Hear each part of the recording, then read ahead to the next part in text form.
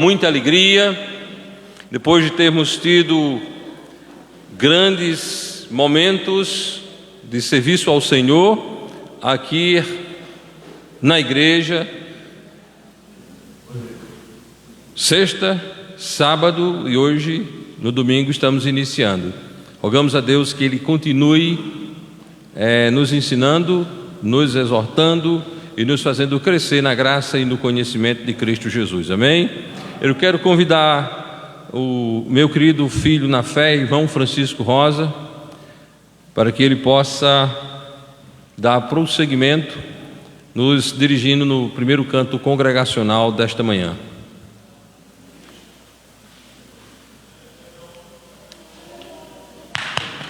Amém. Obrigado pela oportunidade, pastor Anísio. Saúde a todos com bom dia. Os que estão de forma remota também, possa prestigiar esse serviço de adoração a Deus, em especial se perguntar qual o destino eterno da vossa alma. Amém? Vamos nos pôr de pé, irmãos, para juntos louvarmos a Deus.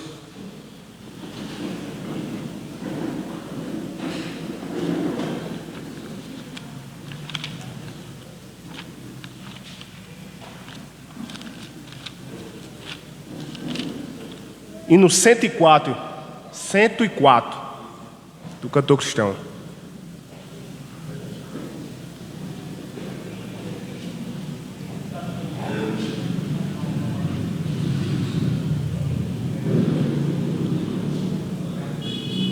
Louvemos a Deus.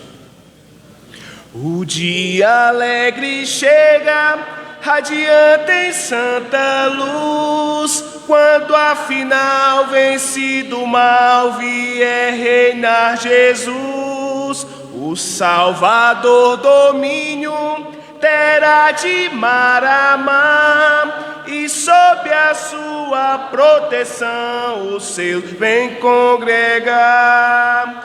Breve o dia vem, breve o dia vem, o dia alegre chega, bem perto a aurora está. Breve o dia vem, breve o dia vem, em que essa paz que Cristo traz, seu povo gozará.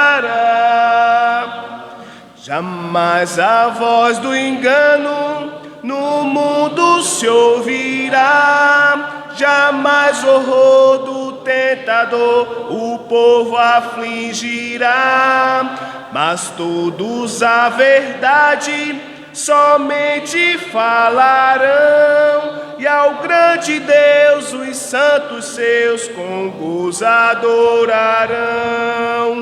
Breve o dia vem, breve o dia vem, o dia alegre chega, bem perto a aurora está. Breve o dia vem, breve o dia vem, em que essa paz que Cristo traz, seu povo gozará.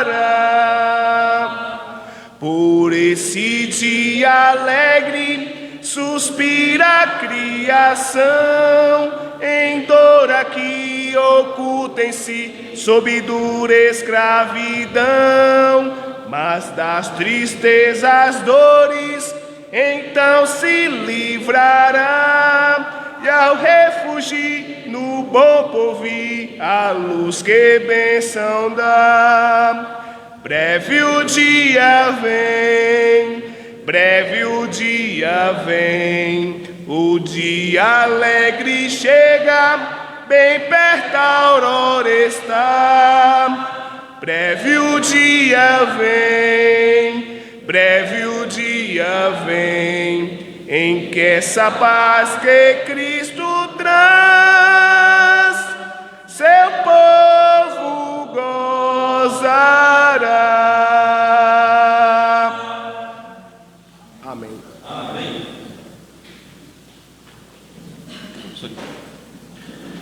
Irmão Marcel, vem aqui à frente nos elevar a Deus em oração.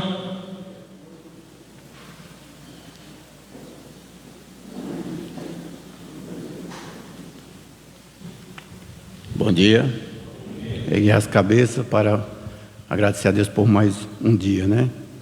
Senhor Deus e nosso Pai, nosso Criador eterno, muito obrigado por mais um dia na casa do nosso Senhor Jesus Cristo. Que Deus nos abençoe grandemente, Pai.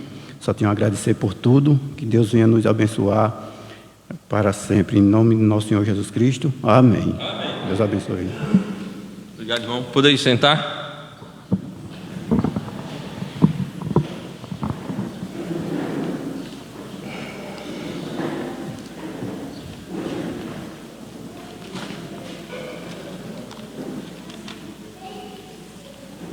Vamos abrir para Colossenses capítulo 2.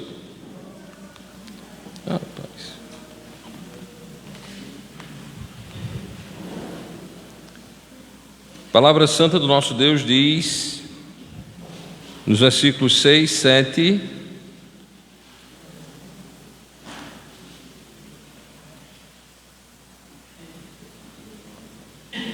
e nós vamos ler até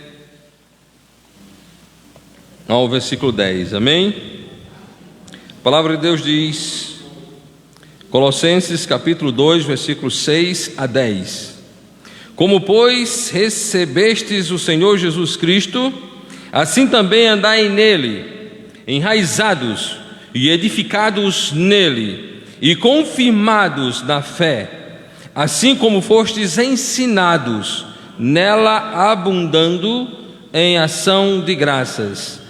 Tende cuidado para que ninguém vos faça presa sua por meio de filosofias e vãs sutilezas, segundo a tradição dos homens, segundo os rudimentos do mundo e não segundo Cristo.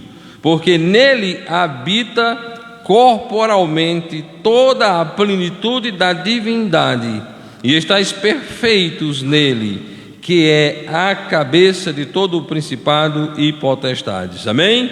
Que Deus aplique, irmãos, em nosso coração a sua santa e magnífica palavra. Eu quero repetir com os irmãos o versículo 7. Vamos em uma única voz repetirmos esse versículo em voz alta para a honra e glória somente de Deus. Amém?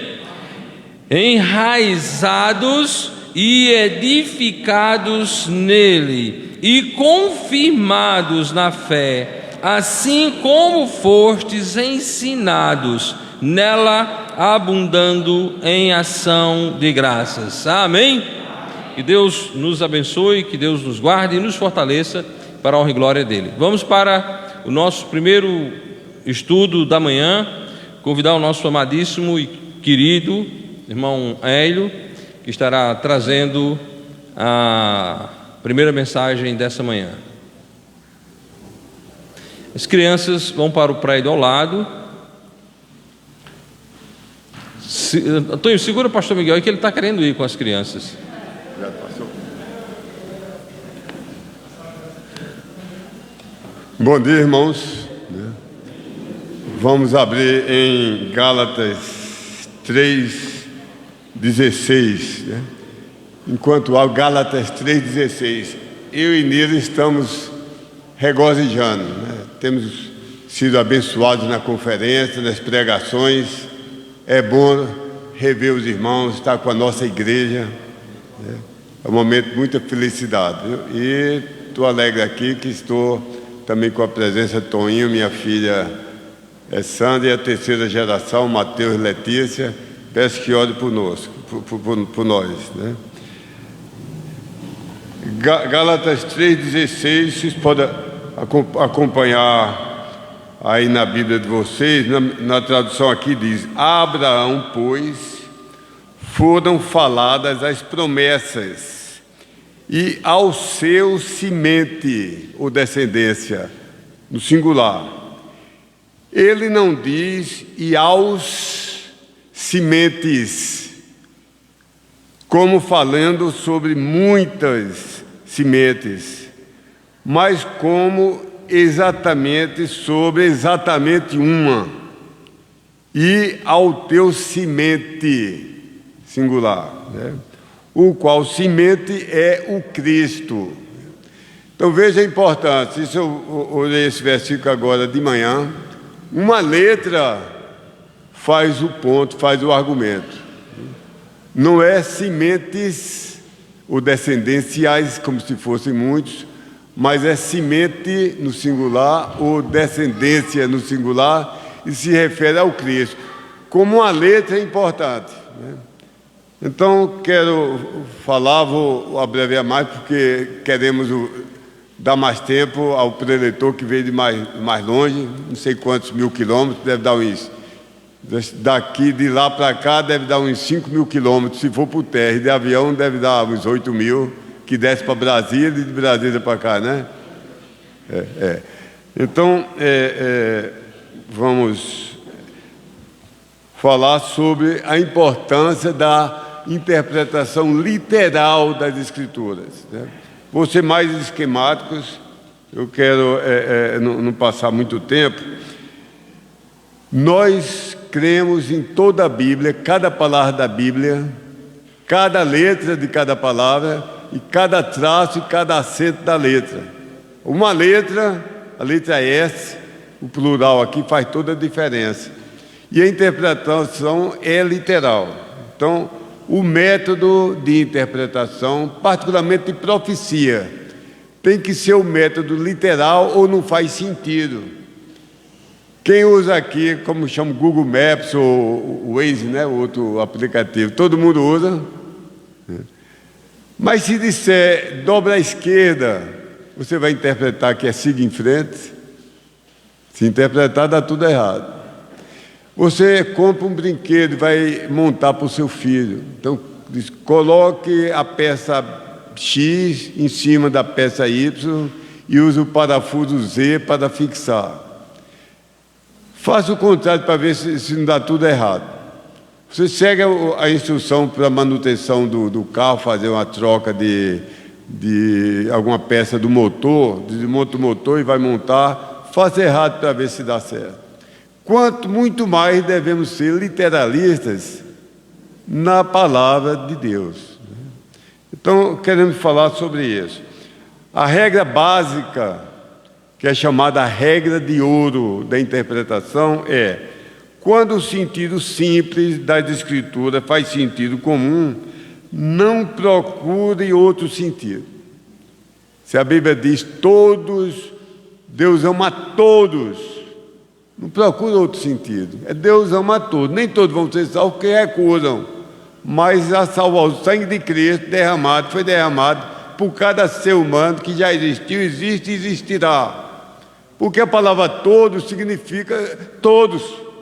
Não precisa fazer um PhD em física nem em matemática para entender. O menino, nós temos um neto muito inteligente, está com 5 anos, nós com 3 anos ele já sabia que todos é todos, e alguns é alguns.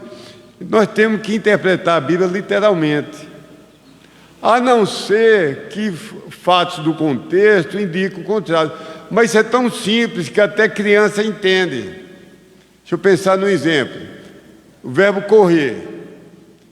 Se eu fosse mais jovem, ainda corresse no calçadão lá da praia, e Nila estivesse na cozinha, eu dissesse: esposa, estou indo correr. Ela interpretava que eu ia colocar uma roupa de corrida, um tênis, e ia correr literalmente. Mas se no telefone disser: minha filha, eu tenho que desligar que eu estou correndo para ir para o trabalho. Eu podia ir de ônibus, podia ir de bicicleta, podia ir de carro. Ela está interpretando que eu não estava de calção, de corrida, mas eu estava simplesmente apressado. O contexto de estudo. Deixa eu pensar outro exemplo. Você passa numa loja de produtos de beleza e houve uma senhora digna, crente, honesta, e falando com a filha: olha, chegou um pó novo, tão bom esse pó. Você imediatamente, a criança de 5 anos entende que é aquele pó compacto, né, que chama, que coloca no rosto. Mas você vai passando na penitenciária modelo lá de segurança máxima, está visitando a penitenciária, e pela uma janela ali de uma cela, vinha uma pessoa: olha, chegou um pó da Colômbia, o pó é bom. você imediatamente entende que é cocaína. A interpretação tem que ser literal e a interpretação óbvia, a primeira que vem à mente de uma criança inteligente, alfabetizada, é quem deve usar. Todos é todos, Israel é Israel, igreja é igreja, não tem mistério. Lê a Bíblia e crê literalmente. Literal normal, que nós temos metáforas, figuras de linguagem, né? Agora, contraste isso com o método alegórico de interpretação. O método alegórico, olha, tudo é o contrário do que parece. E um dos autores, está aqui fora de ordem, Orígenes, diz assim: a Escritura não vale nada para quem interpreta literalmente, perdeu o sentido profundo. Então criou o método de procurar colocar no lábio de Deus o que ele não disse. Ele diz: a Escritura não vale nada para quem interpreta literalmente. Então, o que é ensinado às vezes a pessoa vai, um crente para um seminário e volta um descrente, porque bota na cabeça dele que nada é como parece ser. Aí é loucura, viu? Então, veja aqui, se você for... não anotei aqui o versículo da Bíblia, o pastor Miguel sempre sabe tudo que eu preciso. Aquela parte da Escritura que diz que... não é nem essa, é Apocalipse 9:11, que diz, fala num anjo, fala num poço sem fundo, fala no anticristo. Aí a Bíblia de Genebra diz literalmente assim: o anjo do poço sem fundo é o anticristo, mas não é, é o Papa. Não está dizendo lá que é o Papa, é o rei dos hipócritas e embaixador de Satanás, né? Agora, você lendo, coloca o menino de 12 anos que nunca leu, está aprendendo a ler, já sabe ler, vai ler a Bíblia pela primeira vez. Ele vai interpretar que é um anjo, não é o Papa, é um anjo literal e é um poço sem fundo, um poço, um buraco que não tem fundo, que tu pode nem imaginar. Eu nunca vi, como engenheiro, vi buraco, fossa de muitos metros. Mas sem fundo eu nunca vi. A Bíblia diz que é um poço sem fundo. Então, mistura tudo. Deus diz uma coisa, essa Bíblia interpreta errado, né?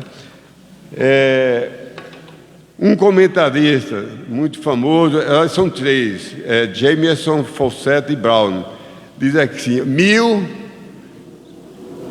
é o mundo, porque o mundo é associado ao número 10. O mundo é o número 10. 3 é o número de pessoas na Trindade. E 10 elevado a 3 dá 1000. Meu Deus, quem é que entende quando está lendo que o reino de Cristo vai durar 1000 anos? Quem vai interpretar que é 10 elevado a 3, não é? Então, o alegorismo é cômico se não fosse trágico, que leva muitas igrejas. Olha, faça tudo, depois de morrermos eu, o pastor Anísio, essa geração, essa segunda geração que hoje é criança, como mestre, e vem um pastor, se for duas coisas, alegorista e a milenista, que são misturados, toda milenista é alegorista e toda alegorista termina sendo... Nunca queira na sua igreja e fuja de qualquer igreja que não crê na Bíblia literalmente. Viu? Então, vou saltar aqui algumas coisas e vou... Alguma outra oportunidade, o pastor, a gente pode, até numa sequência de estudo, vou falar em 8 coisas, cada uma dá para falar 10 minutos, mas vou abreviar que eu quero assistir o pastor Brian. Estou sendo muito abençoado das pregações, então tocando no coração. Viu? Primeira regra: Deus deu as Escrituras para revelar, não foi para esconder. Deu para instruir, não foi para confundir. Viu? As Escrituras dizem que são luz, não são trevas. O último livro da Bíblia, não sei porquê, ainda hoje alguém me reclamou porque na Bíblia que eu traduzi, eu li o livro da revelação do Senhor Jesus Cristo ao apóstolo João. E por que o senhor bota esse nome se nós conhecemos aqui para o Apocalipse? O Apocalipse é um código, é outra língua, e eu disse para ele, você diz assim, eu vou para minha home. Não, você é português, é brasileiro, eu vou para minha casa. Para que está enfeitando as coisas? Então é um livro da revelação, então eu chamo livro da revelação. Entendeu? Então as escrituras foram, primeira coisa, foram feitas para instruir, para esclarecer, para clarear, não para escurecer e confundir. Segunda coisa, os apóstolos sempre interpretaram a Bíblia literalmente. E quando o apóstolo Paulo, o apóstolo Pedro, o apóstolo João estão se referindo a coisas no passado, nunca interpretaram de outra maneira a não ser literalmente. Por exemplo, a Bíblia diz que haverá a restauração de todas as coisas, das quais falou Deus através de todos os santos profetas.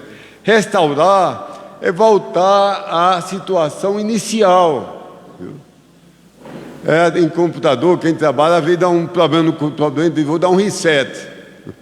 Aí volta a configuração inicial. Então, Israel, o plano original de Deus, que Deus disse, se você me seguir, me obedecer, vai ter tais e tais bênçãos. Se não obedecer, vai ser morta, quase exterminada, vai ser dispersa. Mas diz que Israel, no final, vai se converter. Aí Deus vai reajuntar, Israel vai converter-se. Não é uma nação que se converte, mas todas as pessoas do mundo, quando Cristo voltar ao final da tribulação, salvar Israel da destruição, e eles virem... Cristo vai ter um corpo perfeito, mas vai ter ainda nele as marcas nas mãos e no flanco quando for atravessado. E ele diz, que feridas são essas nas tuas mãos? E ele foi as que me fizeram na casa dos meus irmãos. Aí Israel vai chorar como um pai chora e a mãe por um filho unigênito, quem só tem um filho, e ele chegar em casa num caixão de defunto. Né? Então Israel vai se converter, chorar e se arrepender. A Bíblia profetiza a restauração, e assim os profetas, os apóstolos interpretaram. Viu? O apóstolo Paulo diz que Israel será cego somente até a completude dos gentios haja entrado. Então vai ter a cegueira de Israel como é agora. Vai evangelizar o judeu, é coisa difícil. Ele zomba, ele se revolta, fica indignado. Mas vai ter tempo que não precisará de ser... Quem vai ensinar o evangelho no milênio são os judeus convertidos. Então a Bíblia profetiza assim e os apóstolos sempre interpretaram assim. Terceiro, as profecias da Bíblia sempre foram interpretadas literalmente até o último tio, até o último jota. Somente no dia da crucificação de Cristo, em um dia só, dezenas de profecias se cumpriram. As palavras que Cristo ia dizer, né? Eli, lama sabachthani, meu Deus, por que me abandonaste? Estava profetizado 500 ou 600 anos antes de Roma ser um país, que era uma aldeia lá, pobre, um povo que não era nada, era o único povo que matava por uma morte tão cruel como a crucificação. Os outros povos matavam de outra maneira. Mas quando o Salmo 22, Isaías 53, descreve quem melhor descreve na Bíblia inteira a crucificação é no Velho Testamento, Salmo 22 e Isaías 53. Né? Então diz as palavras que Cristo ia dizer, diz que teve sede, a língua colava ao palato, viu? Que podia contar todos os ossos. Os outros crucificados tiveram as pernas quebradas, mas não a Cristo. Viu? Então, como é que pode cumprir todas as profecias? Pode alguém, pastor Anísio, ficar aí na BR, por muita, vamos botar sorte, entre aspas, assim, dizer, o próximo carro que vai passar aqui, a placa termina em 231. Você está doido, é uma chance em 1000 de isso acontecer. Aí passa um carro com 231. Então, eita, pai, tu tivesse muita sorte. Ele disse, a próxima vai terminar em não sei quanto. E acertar 60 vezes em seguida. Isso é impossível. Viu? Quem estudou estatística e matemática sabe que isso é impossível. Viu? 60 vezes as profecias de Cristo num só dia, do dia da sua crucificação, cumpriram literalmente. Não foi nenhuma, olha, foi quase literal, mas não foi. Viu? Foram literalmente. Terceiro, já falei no terceiro aqui, é o quarto. O Senhor Jesus, eu vou fazer uma pausa aqui, viu? Abra em Salmo 22, não quero passar o tempo, quando eu chegar a 10h40, me dê um sinal para eu parar. Viu? Salmo 22. Se alguém quiser olhar, veja em Mateus 27:46, as últimas palavras de Cristo na cruz. Alguém pode ler Salmo 22, 1.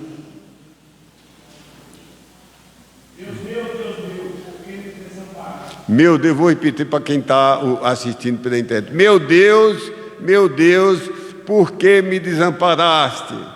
Quem escreveu esse salmo foi Davi, não foi lá em cima. Viu? Davi, eu não sei quantos anos agora, mas foi 600 ou 700 anos antes de Cristo. É como se fosse uma coisa escrita antes de Portugal existir, se referindo a uma palavra que ia ser dita aqui em Soledade por uma certa pessoa. Viu? Então, as palavras que estavam profetizadas, que seria, meu Deus, por que me desamparaste?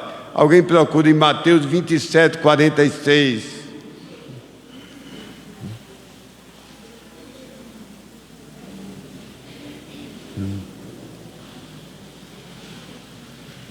Mateus 27:46, lê alto assim para tu ver.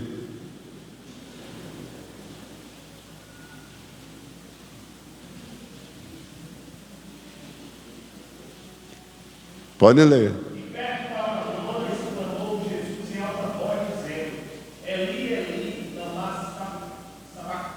Sim. Pois é, as exatas palavras que estavam profetizadas, digamos 600 ou 700 anos, alguém dissesse, aí no dia tal, Neto vai dizer essas palavras. No dia tal, Valdenir vai dizer, como é que isso pode ser por acaso? E quem creu literalmente foi recompensado por Deus, mostrar que é para crer literalmente. E quem diz, não, pai, vai ser parecido. Aí está dizendo, meu Deus, por que me desamparaste? Jesus vai dizer, oxente, pai, que negócio é esse? Por que o Senhor está me abandonando? Então a interpretação, que não é literal palavra por palavra, viola a palavra de Deus. Bíblia NVI, Bíblia atualizada, que primeiro começa do manuscrito errado e depois traduz pelo método errado, que é trocar o que Deus diz pelas palavras que acho que Deus devia ter dito.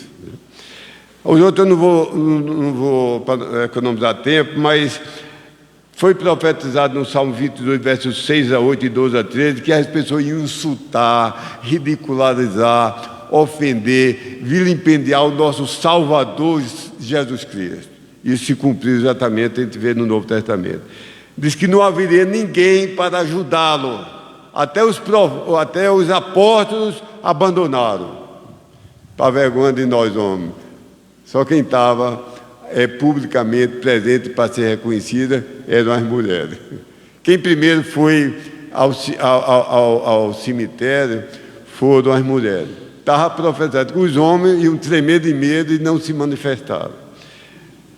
Diz que ele foi crucificado. Ora, digamos que houvesse 1000 tribos e países, cada um tinha uma pena de morte. Um era por forca, outro era degolar com uma espada ou com um machado. Só esse povo lá em Roma, quando isso foi escrito, o Salmo, havia o Egito, depois houve o Império Medo-Persa, depois houve o Império Greco, macedônico. Roma era um país insignificante. Viu? É como se só a tribo dos índios tal e tal vai dominar o mundo.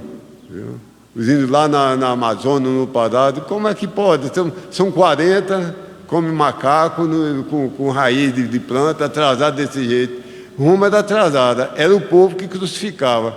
Foi profetizado que esse povo dominaria o mundo e do Império Romano e que os romanos executariam. Daniel fala que seria o povo romano que crucificaria Jesus Cristo.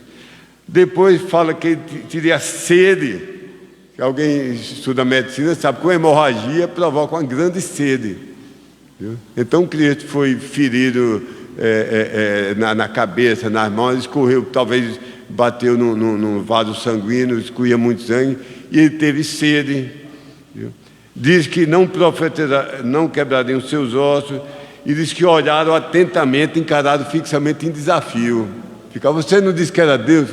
Talvez parasse de fariseu em fariseu, olhando Jesus Cristo em atitude de afronta. Está profetizado.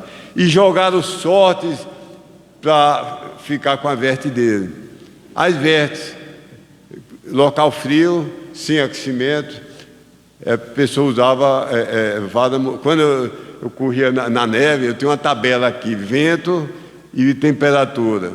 Se eu fosse correr, eu não gostava de correr com vento, mas quando aparecia o sol sem uma nuvem, que é tão bonito, você de dentro de casa, rapaz, está parecendo a praia lá de Tambaú.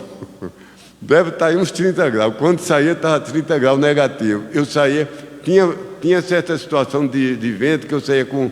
Não gostava de roupa pesada, mas chegava a sair com 6 camisetas. E às vezes com aquela máscara assim. Depois ia esquentando, depois terminava acho com 2. Viu? Aí essas roupas de Cristo, que era costurada, eles rasgaram. Isso aqui fica para esse soldado, esse para esse, mas o manto externo, o manto que coroava tudo, como o paletó. Você tem no frio, você usa camisa, usa camiseta e bota colete, mas a túnica era feita sem costura. Ele disse, é um crime. Uma túnica dessa foi 6 meses um artífice fazendo. Vamos sortear para não...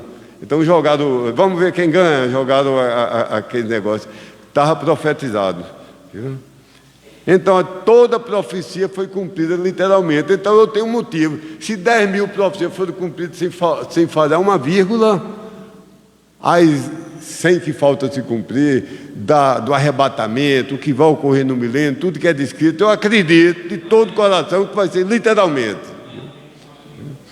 4, Jesus Cristo, que ainda prometeu que há grandes eventos proféticos que ainda são futuros. Ele fala da tribulação, que viu um tempo como nunca houve. Eu fico comparando a tribulação em Sodoma e Gomorra. Caiu fogo misturado com pedra e enxofre, acabou com uma cidade, nem Hiroshima, nem Nagasaki, matou 100% da população. Sodoma e Gomorra morreu 100%. No local onde acho que era Sodoma e Gomorra, há pedras que foram liquefeitas e solidificadas de novo. É uma temperatura que eu não posso imaginar. Viu? Mas Cristo diz que nunca houve tribulação, nem a do Holocausto. Morreram 6 milhões de judeus foram mortos por Hitler. Eu acho que o diabo não sabe, o diabo não vê um segundo para frente. Só quem tem vê tudo do futuro, a onisciência é só de Deus, é característica exclusiva de Deus. Agora o diabo é inteligente, ele vê um anticristo, já apostou todas as fichas, pensando que era Nero, pensando que era Napoleão Bonaparte, pensando que era Hitler. E parecia, eu acho que o diabo, eu ficava roendo as unhas, eu acho que é esse mesmo. Viu? Tá certo, vou abreviar.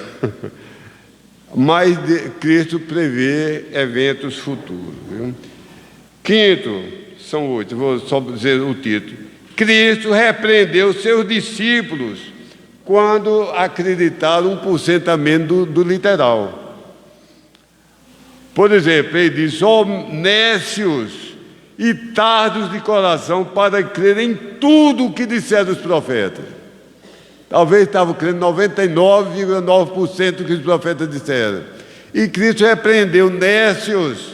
Eu não sou professor de português, mas nécio não é uma coisa boa. É tolo, estúpido, imbecil, Cristo não falou uma palavra para ferir, mas nécios, né? Tardos de coração. É que demora, você demora a entender. Você precisa dizer 20 vezes para você entender. Viu?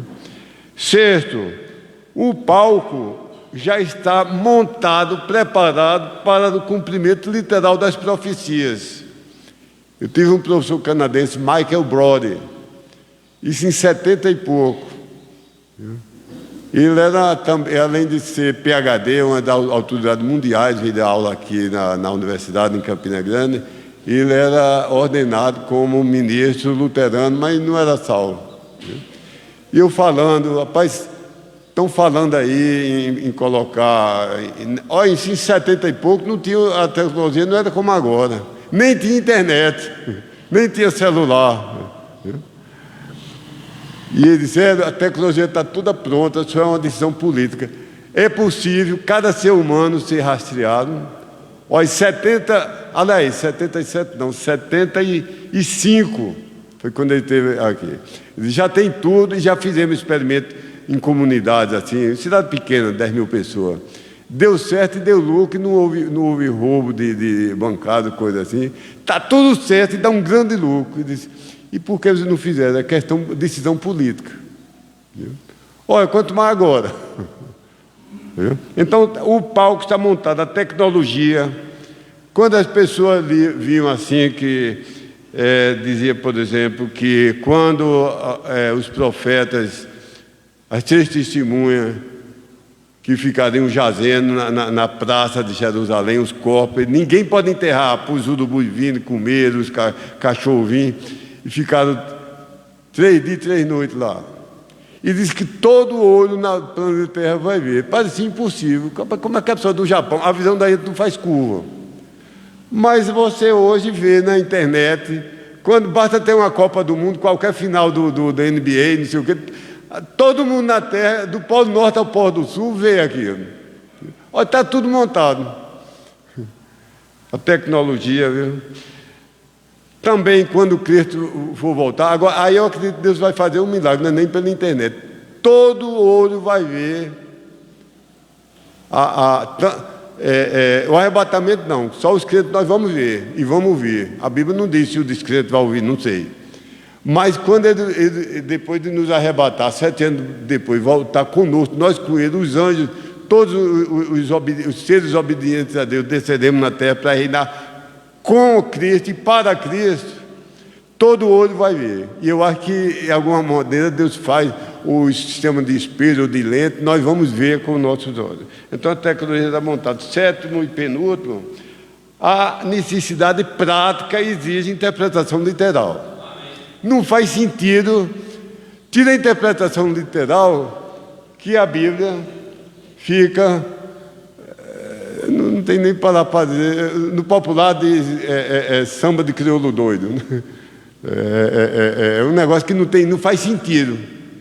Só faz sentido se for literal, viu? Tem um grande professor que escapou de um seminário milenista, saiu, é J. Vernon McGee, já é falecido. E ele conta que estava nas aulas de escatologia, o professor dizendo que Satanás já estava literalmente preso e nós estávamos vivendo num milênio de perfeição. Ele, como aluno de 18 anos, disse, mas professor, e como o senhor não lê jornal não vê tanta miséria no mundo? Disse, você sabe, você é agricultor, quando a gente deixa uma vaca assim perto de uma estrada que passa carro pode matar, ou perto de um jardim de hortaliça, de alface, a gente não amarra uma corda na vaca, amarra. É porque Satanás tem uma corda longa. Aí ele disse, mas professor, essa corda de Satanás tem mais de 10 mil milhas. Por quê? Porque não tem canto da terra que Satanás não tenha mais presente do que hoje. E pediu as contas, tire meu nome desse seminário que eu vou sair daqui. Não faz sentido. Se a tribulação já passou, que nós já estamos no milênio, eu saí de casa com medo de ser assaltado, chega à noite, às vezes Mateus me acompanha, às vezes eu dou uma volta porque tem umas pessoas estranhas lá em frente de casa, a gente vive com medo. Não faz sentido, pai. É loucura. Por último, A interpretação literal é necessária para você fazer a apologia. Apologia é defesa da verdade, provar pela Bíblia, argumentar de forma irrespondível. Você crê na Bíblia, crê. Então vamos ver o que ela diz. Esqueça tudo que sua denominação diz, esqueça as confissões de fé, vamos ver o que a Bíblia diz, não é? Aí, se não interpretar literalmente, você não consegue defender nada. Porque se a gente se afastar da linguagem, um médico, se o médico está operando e diz tesoura tal, aí filho, não deve ser tesoura tal, não. Eu vou dar seringa tal. Na guerra, o comandante diz, olha, para o ataque aqui e começa aqui. Aí, não deve ser assim. Não se vive nem esposo com esposa. Leva a chave que eu não estou levando. Não, ele já deve ter levado. Ele está querendo dizer que eu não leve. Não se vive um dia na terra se não interpretarmos literalmente as coisas que os homens dizem, que são, cada um é mentiroso e falho. Como é que a gente pode interpretar a Bíblia se não for literalmente? Então, minha exortação, tanto à igreja como a algum crente que esteja ouvindo pela internet, deixa as loucuras de interpretação humana. A Bíblia é simples, difícil eu ter força para cumprir algumas coisas. Mas o que a Bíblia diz é simples, né? Nós é que somos um povo duro, nécios e tardos de coração para não ouvirmos, compreendermos e pedirmos a graça de Deus para obedecer. Deus abençoe. Tinha um pastor que pastor Miguel lembra, ele dizia, o alfabeto do crente, o alfabeto o ABC, a carta de ABC do crente é diferente de todo mundo. Não, meus filhos aprenderam A, B, C, D, Beabá, B, aprenderam as pronúncias, os fonemas. Não, do crente é diferente, não é ABC. Ele disse, qual é? É O, B, D, C. Então são 4 letras, viu? Mas isso é o que nós temos que fazer. Ler, crer o que está escrito e obedecer. Deus abençoe vocês.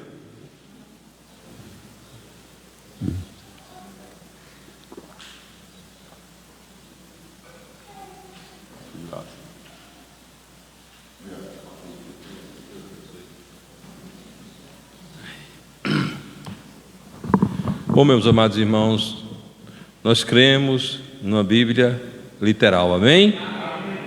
Nós somos uma igreja literalista, amém, meus irmãos?